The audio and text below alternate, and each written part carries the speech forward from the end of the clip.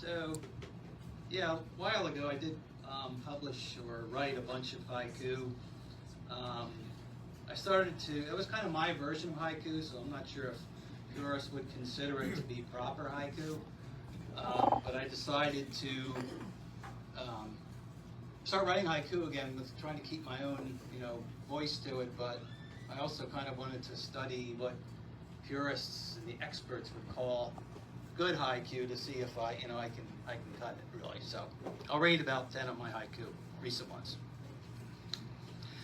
Childhood friends separated by decades. Who are you?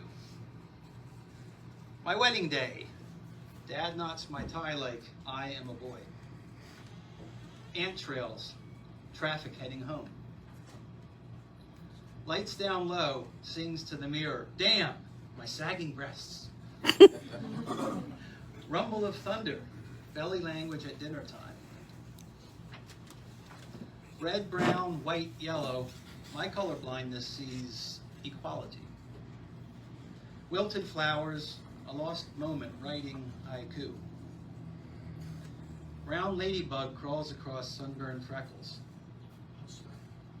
Moonlight on dark warm waves, white starfish. The pile of stuff acquired over my life, the yard sale begins. All right, now this stuff is more of my, more of my kind of style that I had over the last couple decades. I put some of this together in like a 25-page chapbook, just to kind of start trying to publish stuff, submit stuff to contests, whatever, what have you. So I'm going to read probably about 20 from that. What I did with this was I decided to start with like a monostitch, which is a single line poem, and then couplets, and then like a 3-line stanza, and kind of just build up the numbers. That was kind of my theme because everything was just so random. I had to so anyway, like this is Tilted Poet. I'm calling this chapbook. To write crap is as bad as stepping in it. We embezzle our minds by ignoring opportunity. Sometimes I think my writings will end up brittle paper dolls in the hands of my grandchildren. True. A milestone of hard work at the end of each passing day paves a smooth highway to the rest of your life. A life brain fucked. My eyes see crooked shapes of a reality gone mad. Enjoy a trip in my mind. Chaos is an aborted birth. You are the lovebird that sings in my soul, the one true masterpiece I sought to paint, a living poem I could not capture with words. Okay, this is called Wildflower. This is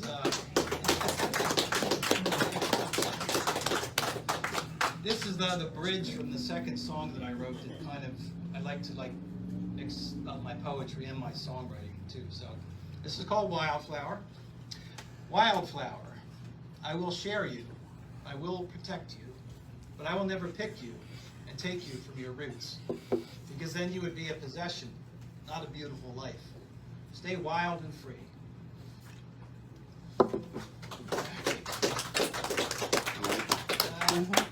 This is called Powder Hound. I wrote this about one of my high school friends who died about 30 years ago.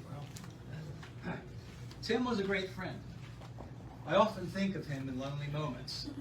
I couldn't believe it then and have trouble accepting it now that he is gone. When my mother told me he had died, the news hit me like an avalanche, much like the one that took him. This is a more happier childhood memory.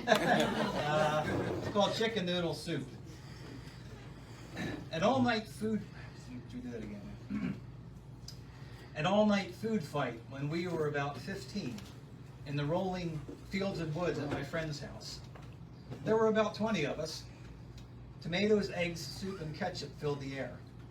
Our body armor of trash bags did little good as we attempted to steal the enemy's flag.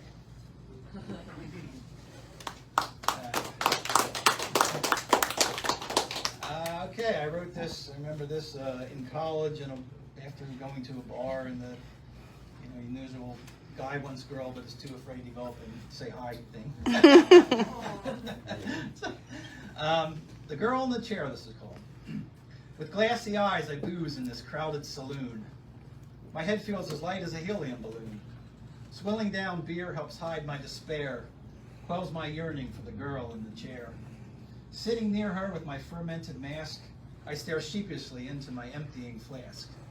In the corner of my eye, I see her move, slinking toward me in a sexy groove. She comes closer and jangles her keys. I tense and feel my whole body freeze. Gliding past me, she is gay in her flight, through the door, disappearing into the night.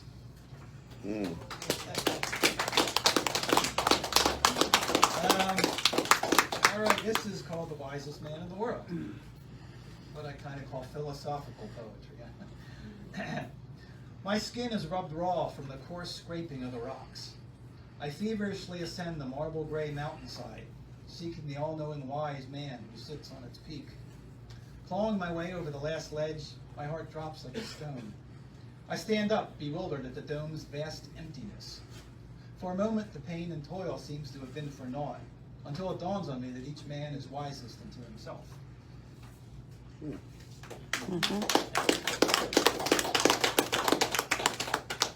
Okay, one of the things that I do is visual arts, as was mentioned, and I like to oil paint. One of my favorite paintings I ever did is called Blue Angel Sunrise, and the thing that when I went to college, I went for related arts, which is basically how the different art mediums are mixed and relate to each other. So I like to, among other things, like write poetry about some of the pieces I created, and this is one of my favorite oil paintings, so I wrote a poem about it, and it's called Blue Angel Sunrise. A blue angel rose from the lucid green sunrise, a spectacle of shimmering hues and streaking rays. To chance and romance this divine spirit of fate, I will struggle through thorns and unreal. The gnarling and slashing landscape tortures my skin, but my heart levitates with her azure glow. In faith I move on to reach the lavish stairway. To her true way I will step on any devils.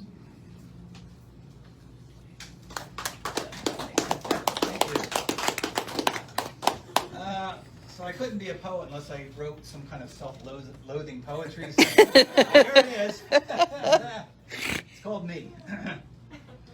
Me, who and why, dreadful happy bliss, always dying in the shadows, always wishing to cross the meadows.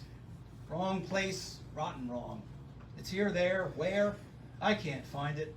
Running out of fucking time as the clocks unwind. Flying a rainbow that pushes hollow gold. What on earth rests here that makes one stay? Me stay. Should go away till I think okay, because my soul withers fast and it's hell to pay.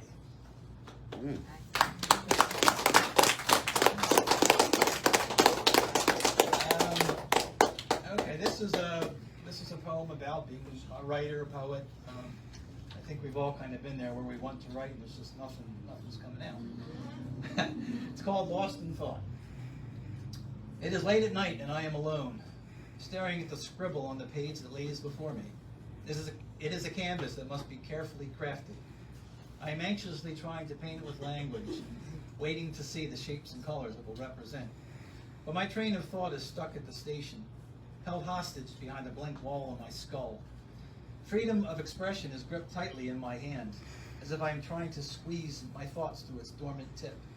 My pen needs new life, not in ink but words. What drop of nowhere curses this mind to be void?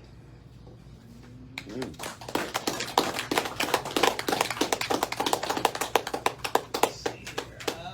Okay. This is called Cosmos of the Gods.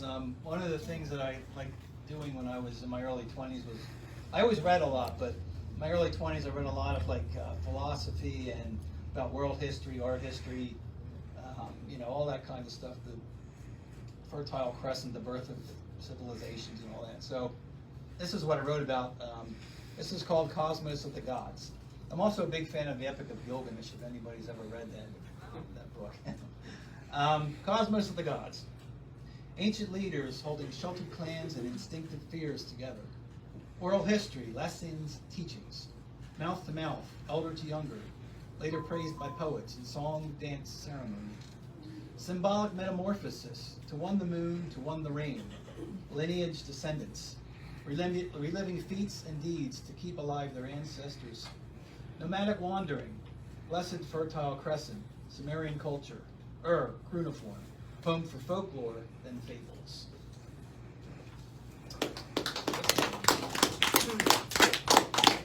Let me see here. This is I have another painting that I also wrote something about. This is kind of like a true story of my very early life.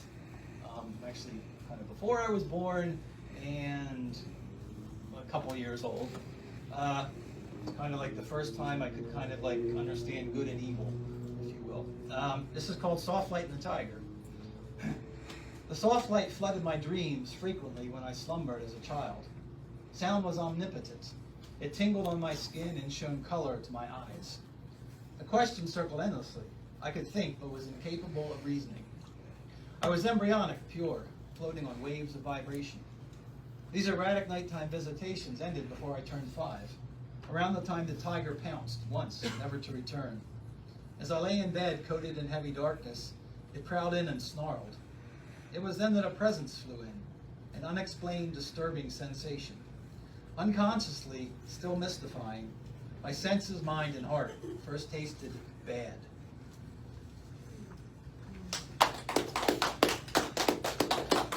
Thank you. This is